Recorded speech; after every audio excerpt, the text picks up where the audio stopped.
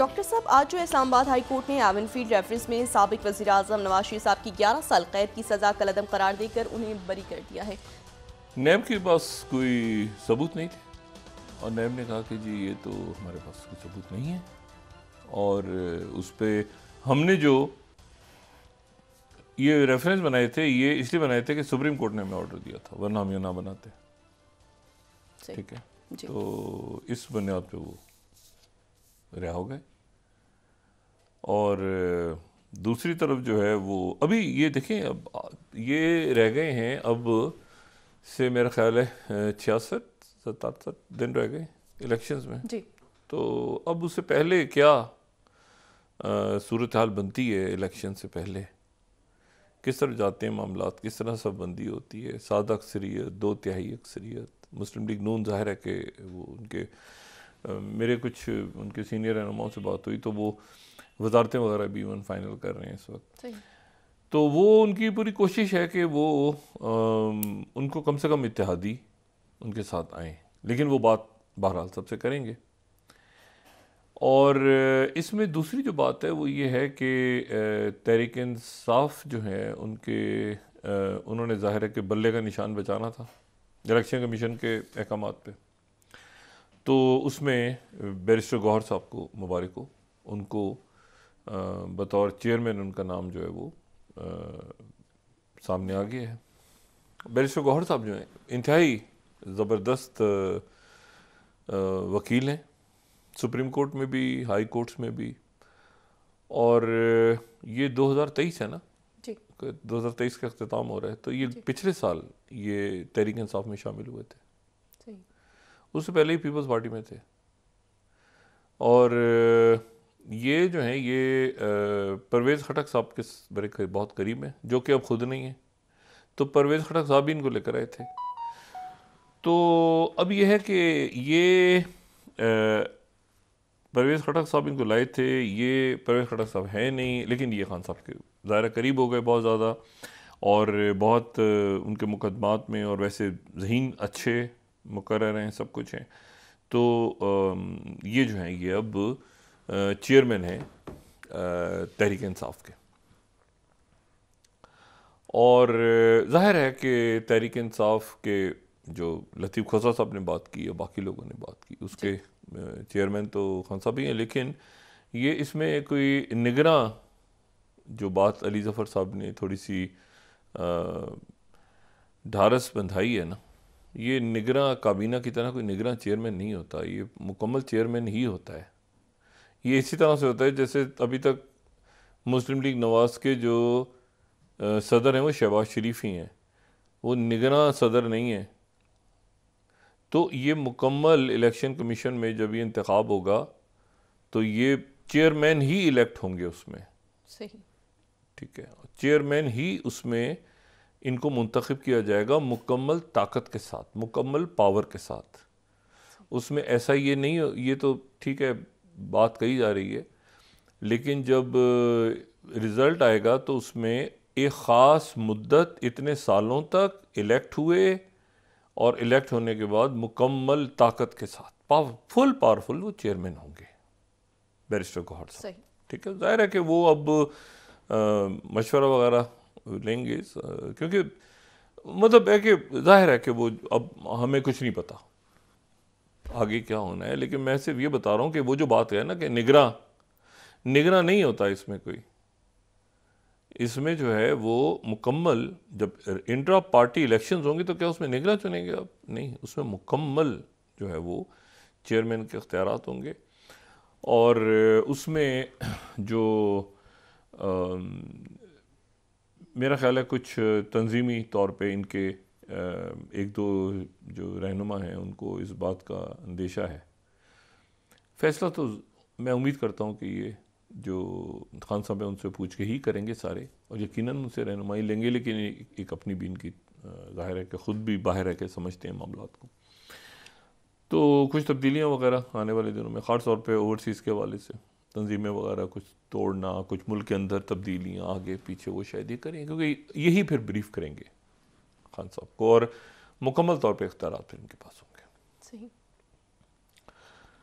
तो तो और ये देखें, ये इतना ज़्यादा संजीदा होता है ना ये मामला, इंटर पार्टी इलेक्शंस और इलेक्शन कमीशन में फुल पावर के साथ आना, कि आप ये देखें कि वो पीपल्स पार्टी पार्लियामेंटेरियंस बनानी पड़ी थी। अभी तक जरदारी साहब कहते हैं कि टिकट वहीं से इशू होता है। अब जो भी कर लें, मतलब है कि वो फुल पावरफुल होता है। ऐसा नहीं है कि आप कहें कि जी शहबाज शरीफ साहब जो हैं वो ठीक है, फैसले सारे नवाज शरीफ साहब ही करें, लेकिन ये नहीं है कि निगरां, ना ना ना ना, उस वक्त तक जब तक कि खान साहब की वापसी नहीं होती, ये बस तहरीक इंसाफ अपने ज़हन में रखे, और उनको रखना भी चाहिए, ठीक है।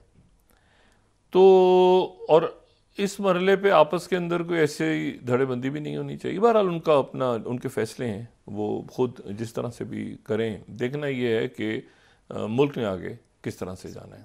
बाहर से सरमायाकारी की खबरें आ रही हैं, ठीक है, और उनके क्या असरात मुरतब होते हैं, कब तक वो चीज़ें फाइनलाइज होती हैं, मुल्क के मामला। तो एक बड़ा, ये जब चलेंगे, अब मैंने कहा ना ये रोज़ की खबरें, आगे जब इलेक्शन तक जाएगा मामला, और वो तो हम उस पर तज्जिया करते रहेंगे दरमियान में। तो ये हिकमत अमली बहरहाल अब सियासी जमातें बना रही हैं। कल जो है वो पाकिस्तान पीपल्स पार्टी की यौम तासीस है, उस पर बिलावल साहब और जरदारी साहब खिताब करेंगे। वो क्या खिताब होगा, क्या होगा, तो ये अब एक ज़ाहिर इलेक्शंस की तरफ किस तरह, किस शक्ल में जाते हैं, वो देखना है सारी सियासी जमातें। और इसी दौरान जो है वो मैं फिर दोबारा ही बात कर रहा हूँ कि इंटरनल स्टेबिलिटी बहुत ज़्यादा अहम है, बहुत ज़्यादा। सियासी इस्तेहकाम बहुत अहम है, और सियासी इस्तेहकाम इस वक्त, यानी आप सोचें कि अदालतों में या ये जो मुकदमात चल रहे हैं उस हद तक है, लेकिन सड़कों पे कम से कम एक ठहराव है इस वक्त, और अदालतों के फैसले भी माने जा रहे हैं, इम्प्लीमेंट भी हो रहे हैं, सब कुछ हो रहे हैं। तो ये अदालतों के मामला अदालतों में ही चलें, कानूनी तौर पे ही तो बेहतर है, बजाय इसके कि सड़कें बंद हो जाएं और ये हो जाए। तो वो कम से कम वो सूरत हाल इस वक्त नहीं है। कुछ फैसले ज़ाहिर है ऐसे हैं जिन पे सवालिया निशान उठ रहे हैं, वो हमेशा उठते रहे हैं, उनको अपील्स हैं, बाकी बहुत सारे रास्ते हैं। तो देखें अभी बहुत कुछ है, अभी बहुत कुछ होना है इंतखाबात से पहले। तो ये जो दूसरा मामला है कि ये आने वाले दिनों में तो ये देखते हैं कि किस तरह बात आगे जाती है। दो तीन बातें इसमें ऐसी हैं जो फौरी तौर पे पाकिस्तान के ऊपर जिनका असर हो रहा है, असर बहुत ज़्यादा। एक तो ये है कि जो बाहर से सरमायाकारी हो रही है, और वो ज़ाहिर है कि वो बराह रास्त मशरूत है मुल्क के अंदर मुकम्मल सियासी इस्तेहकाम के साथ, और लॉन्ग टर्म सरमायाकारी है।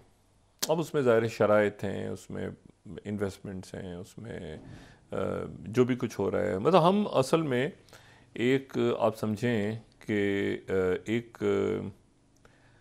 यानी जब से पाकिस्तान बना है, आज़ादी हासिल की है, तो उसके बाद से शायद ये पहली दफ़ा पाकिस्तान ये इस तरह से हो रहा है कि दुनिया जो है वो, मतलब पाकिस्तान एक मखसूस ब्लॉक की तरफ आपको जाता नज़र आ रहा है। सही।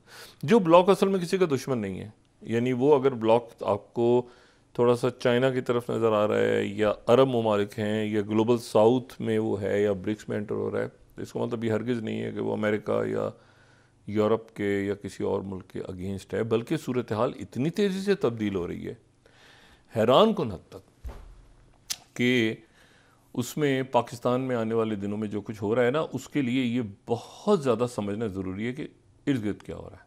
देखें, ये अफ़गानिस्तान की हुकूमत, अब उनके तो पाकिस्तान के ताल्लुकात ठीक नहीं है, उनको अपने मामला ठीक करने होंगे, उनको अपने मामला ठीक करने होंगे, और अगर वो अपने मामला ठीक नहीं करेंगे तो उनके मामला बिगड़ जाएंगे। और मैं आपको सिर्फ एक ये मिसाल बताऊं कि अफ़गानिस्तान की हुकूमत जो है वो पाकिस्तान के साथ हमारे बरादर मुल्क है, हमारा पड़ोसी है। ये जो भी मामलात हो रहे हैं, और जो भी TTP और उनके वहाँ पे, उसको वो ठीक करें। आप ये गौर करें कि पाकिस्तान के साथ उनके मामला ठीक नहीं है, वो OIC में भी नहीं आए, उनको OIC में नहीं बुलाया गया, उनको तमाम अरब ममालिक के अंदर उनको नहीं बुलाया गया, जो इस्लामी और अरब ममालिक। जी बिल्कुल। तो बात यह है कि ये बात, मतलब वो क्रिकेट टीम तो खेल रही है उनके लिए, वहाँ वो नहीं थे, तो ये बात उनको देखनी है। कि भाई हमने जो है वो ठीक रखने हैं मामलात अपने, ठीक है, और ये बहुत ज़रूरी है उनके लिए। और पाकिस्तान जो है वो उनके लिए कोशिश करता रहा है, अभी भी करेगा हर जगह। लेकिन ये तो मुमकिन नहीं है ना कि दहशत गर्दी हो रही हो और वहाँ पे उसको मतलब इसको उनको रोकना होगा, हर हाल में रोकना होगा, कोई रास्ता नहीं है इसके बजाय मतलब कि इस मामलात को मज़ीद वो उलझावा दें। ज़ाहिर है उनके लिए भी मसाइल हैं, प्रॉब्लम्स हैं, लेकिन उनको सॉर्ट आउट करना है क्योंकि ये मुमकिन नहीं है, आइसोलेट हो जाएंगे टोटल। दूसरी जो बात है वो ये है कि ये 3-4 बातों पे बहुत गहरी नज़र रखना ज़रूरी है। पहली बात तो ये है कि क्योंकि बड़े वाक़यात हो रहे हैं और अचानक हो रहे हैं, चंद घंटों के बाद जो है वो फिर दोबारा यानी कल तक ख़त्म हो जाएगी वही जो है वो जंगबंदी जो है, आर्जी जंगबंदी, जिसको ह्यूमैनिटेरियन पॉज कहते हैं, कोई सीज़ फायर, जो भी बड़ा मसला चलता है, जो भी नाम दें उसको।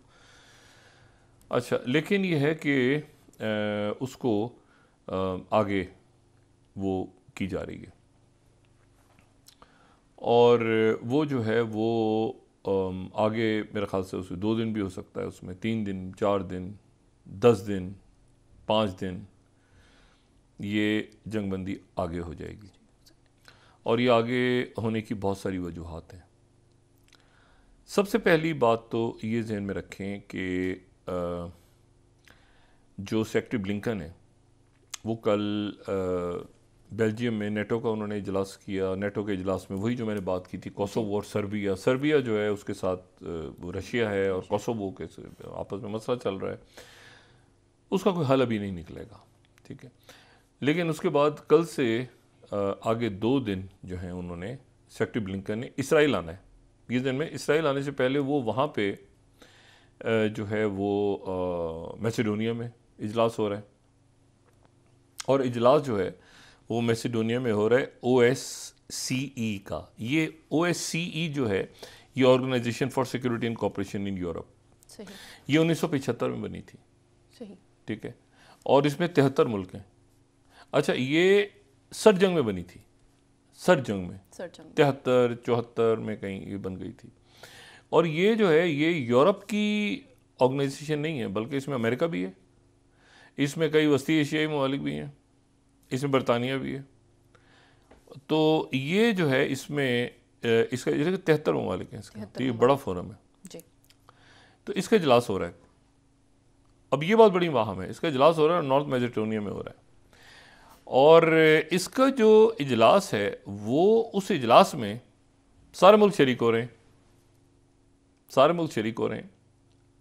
रशिया के जो फॉरेन मिनिस्टर हैं सर्जेई लेवरोव वो भी आ रहे हैं और ये पहला मौका होगा यूक्रेन जंग शुरू होने के बाद कि उनका और वो और सेक्रेटरी ब्लिंकन एक किसी इजलास में शरीक होंगे। अच्छा, ये अब क्या इसमें बात अहम है? अहम बात ये है कि यूक्रेन ने बायकॉट कर दिया इसका। यूक्रेन ने कहा, यूक्रेन ने पूरी कोशिश की अमेरिका को, इतना कहा कि खुदारा आप यहां पर मत आए क्योंकि यहां पे तो लेवरोव आ रहे हैं। सेक्रेटरी ब्लिंकन की तरफ से जवाब आया, नहीं कोई बात नहीं है, लेवरोव आ रहे हैं तो ठीक है। यूक्रेन बायकॉट कर गया, यूक्रेन बायकॉट कर गया और उनके साथ जो 3 बाल्टिक स्टेट्स हैं, बाल्कन नहीं बाल्टिक, ऊपर लैटविया, लिथुएनिया, एस्टोनिया, ये जो जिनको यानी जो कि नेटो के ममालिक हैं और जिनको नया नेटो कहते हैं, सही, ठीक है ना, नया नेटो भी कहते हैं और ये EU के भी मेंबर्स हैं और ये जो हैं ये, और ये बिल्कुल, तो ये 3 भी बायकॉट कर गए और चौथा यूक्रेन बायकॉट कर गया। लेकिन बाकी जो आप समझें कि कोई 69 कंट्रीज़ जो है वहाँ पे उनके। लेकिन इसकी इंपॉर्टेंस क्या है? इसकी इंपॉर्टेंस ये है कि पिछले साल ये इजलास पोलैंड में हुआ था, तो यूक्रेन ने जो है वो पोलैंड में इजलास हुआ तो लेवरोव को नहीं आने दिया था पोलैंड ने। ये पहला मौका है कि एक ऐसे मुल्क में वो आ रहे हैं लेवरोव जो कि नेटो का मेंबर है, नेटो के मेंबर में आ रहे हैं और उनके आने के लिए अच्छा, उस वक्त पोलैंड ने कहा था कि एक तो ये कि पाबंदी है, कोई रशियन लेवरॉफ ट्रैवल नहीं कर सकते, दूसरा EU की पाबंदी है, और तीसरा ये है कि सब नहीं, बाकी सारे यूक्रेन था, सारे थे, सब गोलगप्पे खा रहे थे बैठ के वहाँ के, जंग जीत गए। अब ये 2023 का, तो बल्गारिया ने